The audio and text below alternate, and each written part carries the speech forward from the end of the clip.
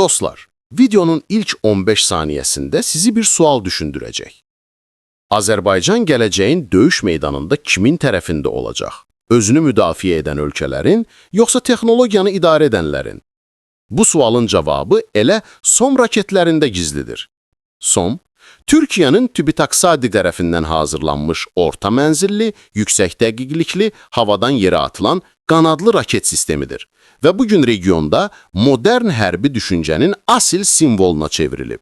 SOM-un ən böyük üstünlüyü onun 250-300 kilometrə çatan zərbə məsafəsi, GPS inertial naviqasiya sistemi, infraqırmızı axtarıcı başlıq və döyüş şəraitində elektronik qarışdırma qarşısında sabit işləməsidir.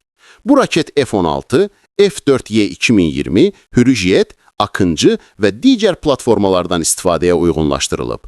SOM B1 və SOM B2 kimi versiyaları möhkəmləndirilmiş hədəf